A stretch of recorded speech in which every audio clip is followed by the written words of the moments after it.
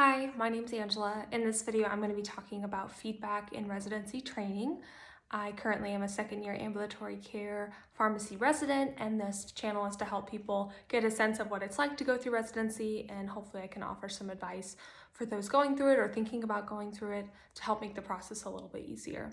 So residency has a lot of feedback, and I just wanted to talk through kind of what feedback is, why it's important, and how you can put yourself in the best place to receive it. I certainly didn't know or care much about feedback until residency training. So if you're interested in something like that, just keep on watching. So feedback is when we get information used for our improvement.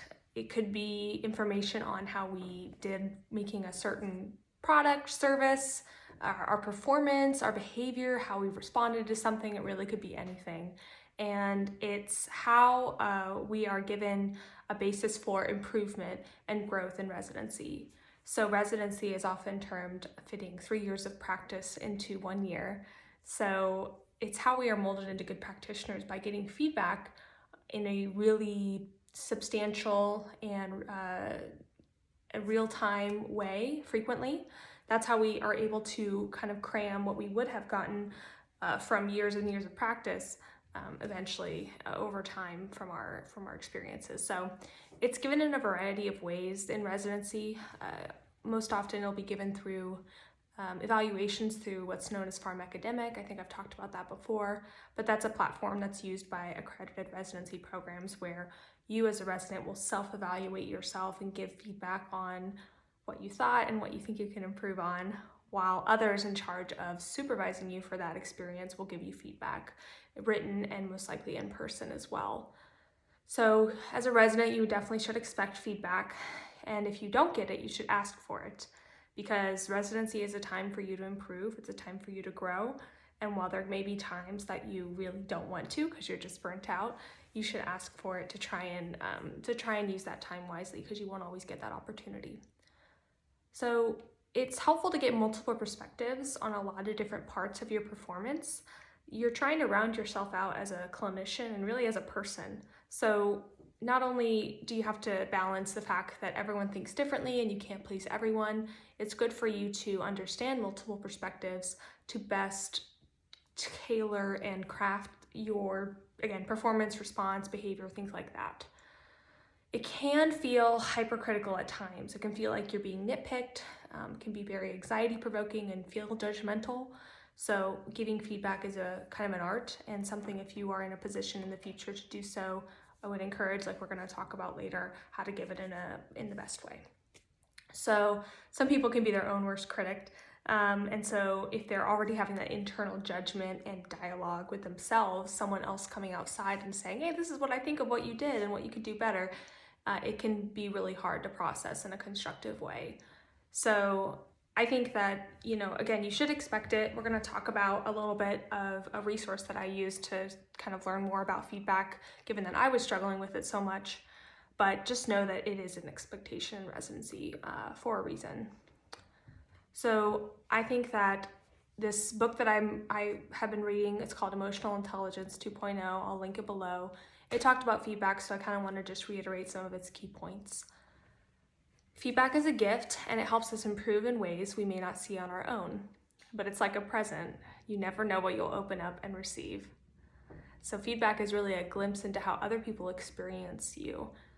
And depending on the person, it could be a way of showing that they care about you. Some personalities are meant to display, affection, love, care, concern by letting you know how they want you to improve or how you could be better. They wouldn't take the time to do that if they didn't feel like they cared about you and they could have an impact in your performance. Otherwise, they just stay silent, and that's their way of showing that they don't care. So that doesn't apply for all personality types, but if you feel like someone is always giving you feedback, that could be their way of showing that they care. That may not be the way that you give and receive love and caring, but just think about that, because everyone's a little different. So how to be in a receptive mode. This is what I try to tell myself, but also I feel like I would tell others going into residency. Before a feedback session, take some deep breaths, get some oxygen in your brain. You'll think more rationally. and try to open your mind to whatever you might receive. You never know what you'll step into. It's like I said, it's like a present.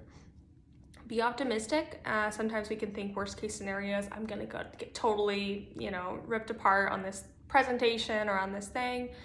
It's not helpful. Being more open and being open to positive and negative experiences and feedback is probably the best advice I could give.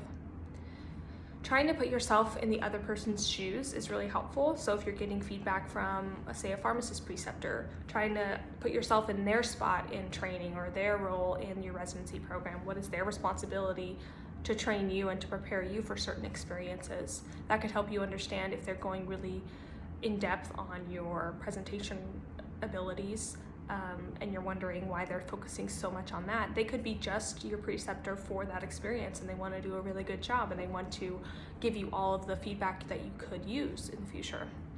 So helping put things in perspective. You should always clarify things that are muddy or not clear to you to hopefully understand their meaning. And you can always do, okay, well, so what I'm hearing is that I could improve in my rate of speech, my examples, my, so on and so forth, and ask them to confirm or deny that understanding. Or if you're thinking that you thought an example wasn't necessarily painted the way that they thought, just say, what would you clarify? What exactly do you think I could improve on in that area? Like, could you give me an example of when I didn't do it the right way or the way that you think would be best?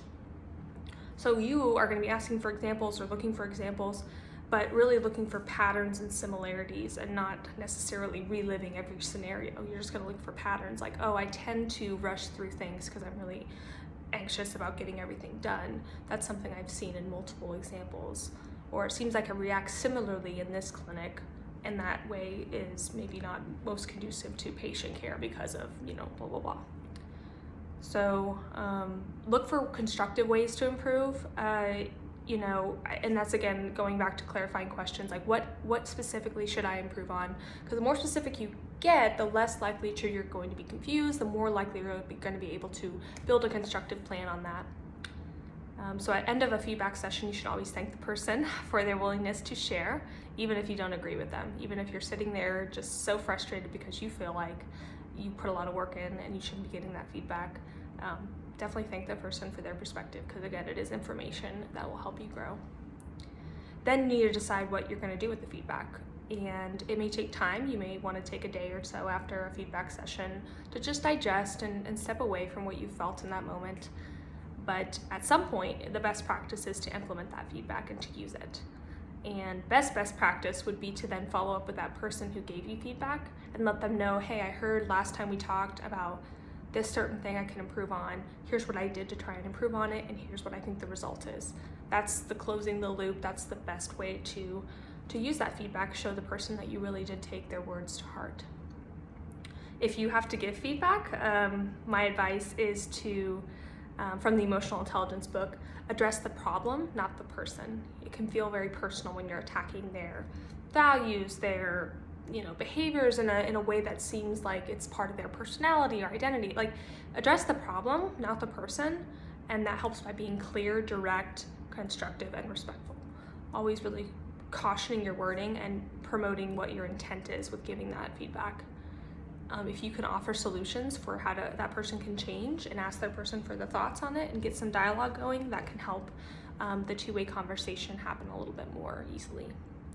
And then also, a person giving feedback should thank the person receiving feedback for their willingness to listen to your suggestions and value your unique perspective.